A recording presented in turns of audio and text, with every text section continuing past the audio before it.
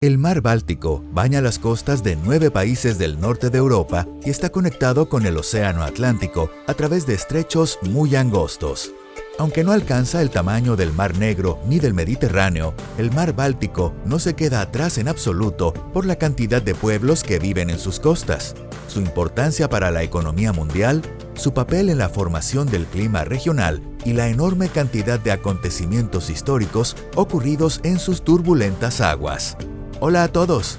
Probablemente no exista otro mar en la Tierra que esconda tantos misterios como las frías aguas del Báltico. Y si lo dudas, vamos a observar con calma al menos una pequeña parte de los innumerables enigmas ocultos en este mar tan único. Bienvenidos a Pangea. Pues bien, comencemos de inmediato.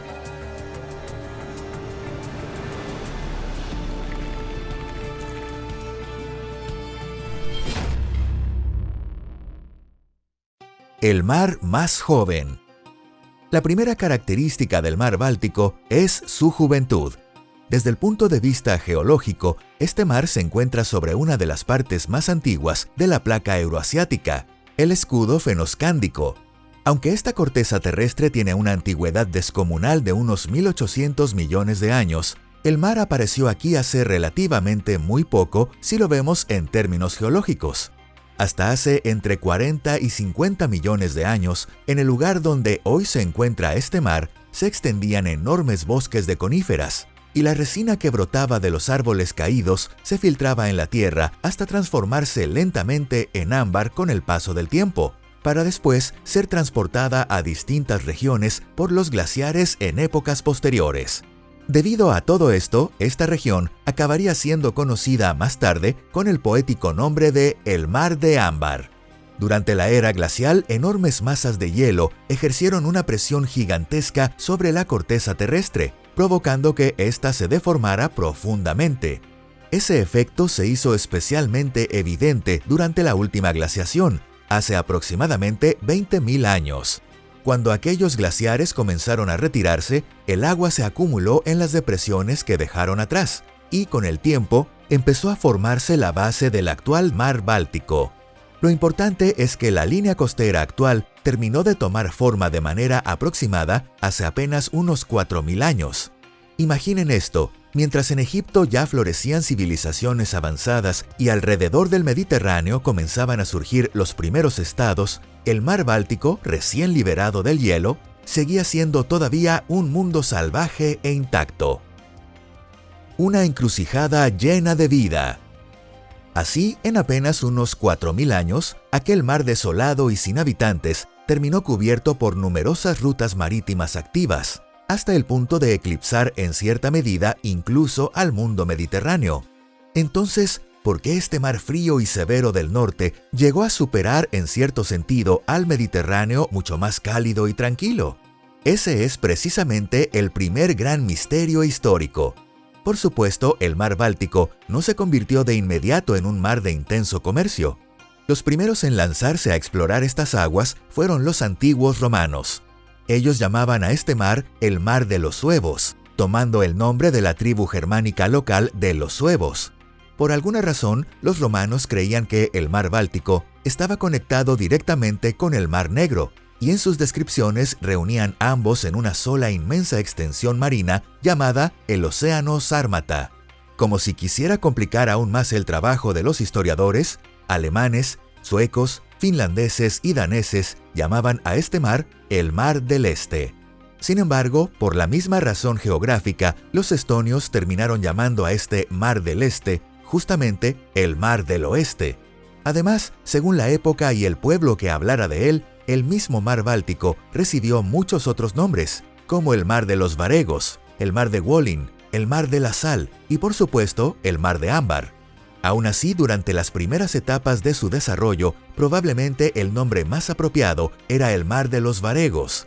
Y es que quienes dominaron primero estas aguas fueron precisamente los navegantes escandinavos conocidos como varegos.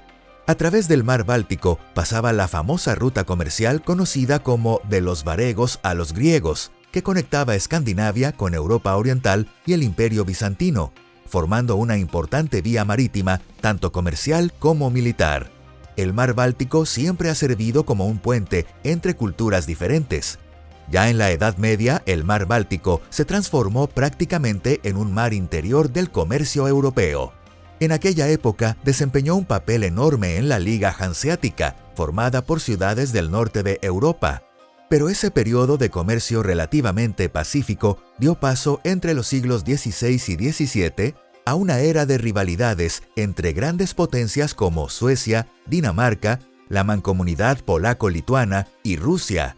Así, el mar Báltico dejó de ser solamente una zona comercial y se convirtió también en un escenario militar y político.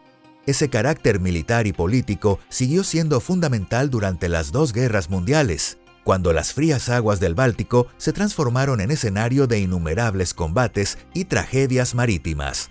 Incluso después de la guerra, la situación estuvo lejos de ser tranquila, ya que el mar Báltico quedó dividido entre dos bloques enfrentados: el Pacto de Varsovia, liderado por la Unión Soviética, y la OTAN. De hecho, aunque en una escala menor, esa confrontación continúa hasta nuestros días. Solo que la Unión Soviética, que antes ocupaba el centro de ese conflicto, hoy ha sido reemplazada por Rusia. Aún así, hasta la invasión a gran escala de Ucrania por parte de Rusia, estas tensiones no habían impedido seriamente el rápido crecimiento del transporte de contenedores, el desarrollo de las redes de ferries ni la expansión de modernos centros logísticos. En la actualidad, el mar Báltico es una ruta clave que conecta los países del norte y este de Europa con el Océano Atlántico, permitiendo la exportación de recursos energéticos y el transporte de minerales, cereales, madera y muchos otros tipos de carga.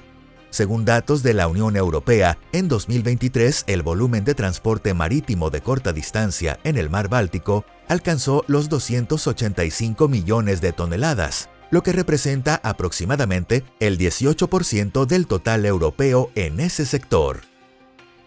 ¿De verdad es un mar?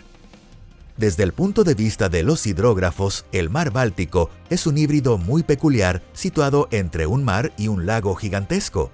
¿Les parece extraño? Pero en realidad no tiene nada de sorprendente. Basta recordar que hace apenas 10.000 años, en el lugar donde hoy se extiende el mar, las olas tranquilas de un enorme lago de agua dulce llegaban suavemente a la orilla. Más tarde, al conectarse con el océano mundial, esta masa de agua dulce comenzó poco a poco a adquirir salinidad, aunque todavía no ha pasado suficiente tiempo. Por eso, la salinidad actual del mar Báltico es de apenas entre 6 y 8 por 1000, aproximadamente una quinta parte del promedio de los océanos del mundo, que ronda los 35 por 1000. Además, esta condición se mantiene gracias a la enorme cantidad de agua dulce que desemboca en él a través de ríos caudalosos como el Nevá, el Vístula y el Daugava. Al mismo tiempo, los estrechos que conectan el mar Báltico con el mar del Norte son tan angostos que dificultan la entrada de grandes cantidades de agua salada. Gracias a estas condiciones tan particulares, en el mar Báltico conviven tanto organismos de agua dulce como especies marinas. Sin embargo, este ecosistema mezclado es extremadamente frágil y reacciona con sensibilidad incluso ante cambios mínimos. Y si además sumamos la existencia de zonas sin oxígeno, resulta fácil entender lo complicado que es estudiar el ecosistema de este mar.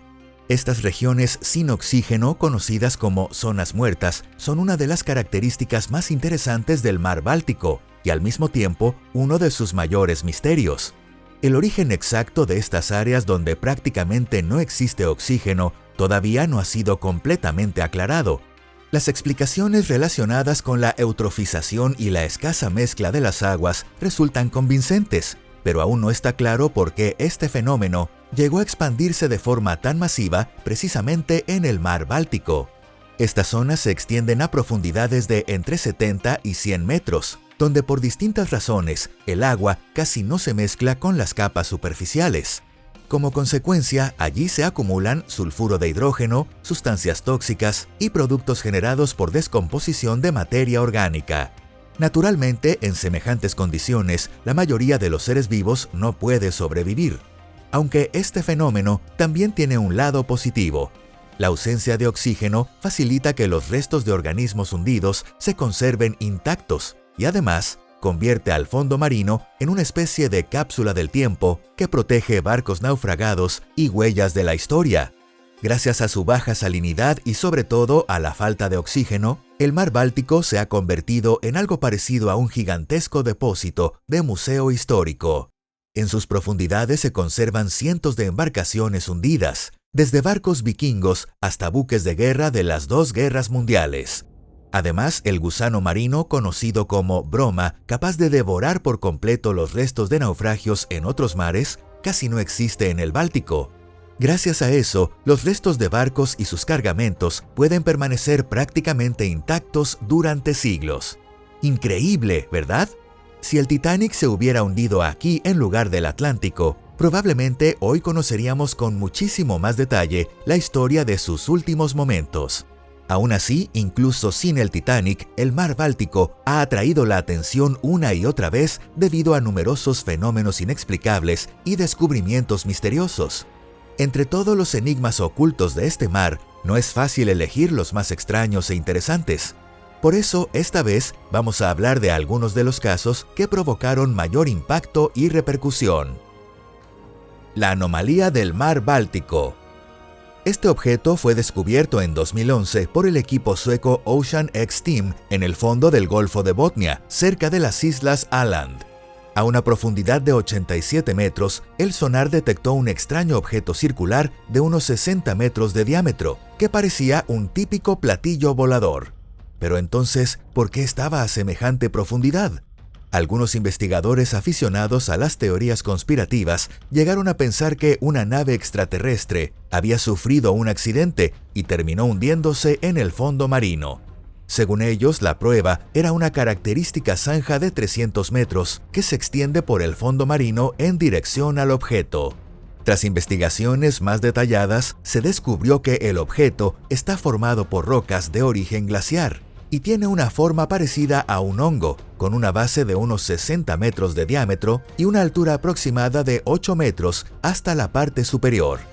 La parte superior, la llamada sombrilla, mide aproximadamente 4 metros de altura. En su superficie hay varias hendiduras alargadas de forma regular, con paredes verticales rectas. Los bocetos y fotografías de la llamada anomalía del mar Báltico realmente parecen, según cómo se miren, tanto una nave espacial como una estructura similar al famoso Stonehenge. Quienes apoyan la teoría de la nave extraterrestre afirman que en esta zona los equipos de navegación dejan de funcionar correctamente. Sin embargo, los informes científicos no mencionan ningún fallo en los instrumentos, y los periodistas que difundieron esta historia simplemente citaron testimonios atribuidos a supuestos participantes de la expedición. Por otro lado, el geólogo Volker Brücher de la Universidad de Estocolmo rechaza por completo la idea de extraterrestres u ovnis. Según él, este objeto tiene un origen geológico perfectamente explicable. Este investigador afirma que las muestras tomadas del objeto resultaron ser rocas totalmente comunes, como granito, gneiss y basalto, y que fragmentos transportados por glaciares a lo largo de miles de kilómetros a veces pueden adoptar formas muy extrañas. Claro que este científico no dijo absolutamente nada sobre los supuestos fallos de los equipos de navegación, y precisamente a ese hecho se aferraron quienes defienden la teoría de una arma secreta nazi. Ellos creen que esta estructura fue utilizada por la Alemania nazi para interferir las comunicaciones de radio de los submarinos enemigos, y sostienen que, después de la guerra, este sistema de interferencia fue destruido junto con las personas que lo desarrollaron. Bueno, al menos suena un poco más realista que la teoría del ovni, ¿no creen? Después de todo, incluso hoy, siguen apareciendo en la región del mar Báltico numerosos restos de la Segunda Guerra Mundial. El misterioso muro de piedra. Por cierto, una de las hipótesis sobre el origen de la anomalía del mar Báltico sostiene que podría tratarse de parte de una instalación defensiva costera que terminó sumergida por alguna razón. En cambio, en el caso del misterioso muro de piedra, hoy ya casi nadie duda de que se trata de una construcción antigua hecha ante todo por seres humanos de la Tierra. Este muro de piedra de 971 metros de longitud y aproximadamente 50 centímetros de altura fue descubierto en el fondo marino a unos 10 kilómetros de la costa de Rerik, en Alemania, a una profundidad de 21 metros. Al principio, igual que ocurrió con la anomalía del mar Báltico, los científicos pensaron que este muro, formado por 1.673 piedras apiladas, también era obra de los glaciares. Es decir, suponían que el borde de un glaciar en movimiento había empujado piedras y rocas formando una línea. Sin embargo, esta teoría no coincidía con la dirección del desplazamiento glaciar, y además chocaba con el hecho de que el muro era demasiado recto como para ser algo natural. El análisis por radiocarbono de restos orgánicos hallados cerca reveló que este muro tiene entre 10.000 y 8.500 años de antigüedad. En aquella época, esta región todavía se encontraba por encima del nivel del mar. Más tarde, el aumento del nivel del agua terminó inundando el muro, que quedó sumergido a los actuales 21 metros de profundidad. Basándose en estos nuevos datos, los investigadores propusieron que el muro pudo haber sido construido por cazadores prehistóricos de renos. Aunque considerando su altura, resulta difícil de creer que el muro funcionara como una barrera física capaz de detener animales. Lo más probable es que aquellos cazadores primitivos comprendieran que los ungaldos, como los ciervos, tienden a desplazarse siguiendo elementos lineales del terreno, y aprovecharan ese comportamiento al construir esta estructura. Como resultado, los renos que avanzaban junto al muro terminaban siendo guiados directamente hacia trampas preparadas de antemano. Esta hipótesis realmente parece bastante convincente, pero entonces surge otra pregunta: ¿por qué estructuras submarinas similares solo se han encontrado aquí, en el fondo del mar Báltico? Tal vez en esta región vivió la tribu más ingeniosa de toda la Tierra. Los tesoros de los barcos hundidos. Como ya mencionamos antes, en el mar Báltico, incluso los barcos de madera pueden conservarse durante siglos. La baja salinidad y la escasez de oxígeno crean condiciones casi ideales para ello. Por eso, el fondo del mar Báltico se ha convertido no tanto en un cementerio de barcos, sino en una especie de archivo único, donde quedó atrapada la historia marítima de distintas épocas. Lo que se encuentra aquí no son tanto tesoros en el sentido habitual de la palabra, sino barcos increíblemente bien conservados y los objetos que transportaban. Por ejemplo, navíos de guerra suecos de los siglos XVI y XVII, como el Mars y el Kronan, han proporcionado información tan detallada que permite reconstruir prácticamente por completo las flotas de aquella época, desde el armamento hasta la vida cotidiana a bordo. De esos barcos se han recuperado decenas de miles de objetos, aunque el verdadero valor no está en la cantidad, sino en el extraordinario estado de conservación.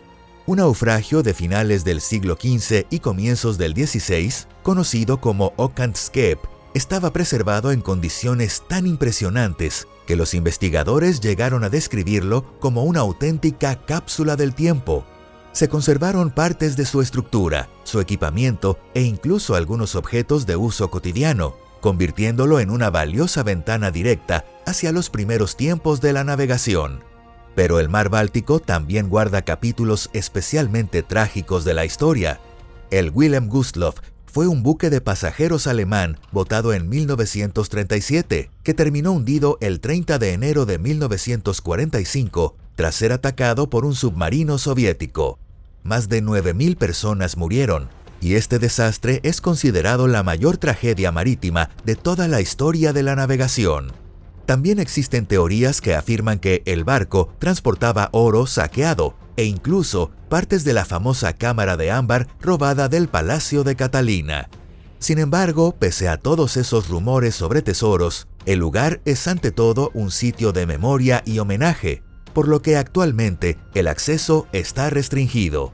En resumen, aunque el mar Báltico ha sido estudiado con bastante detalle, sigue siendo un mar extremadamente complejo y lleno de incógnitas.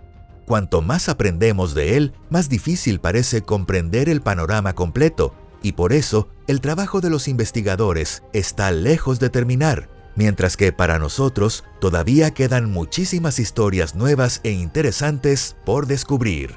Si les gustó este video, no olviden dejar su me gusta y compartirlo con sus amigos. Muchas gracias por verlo.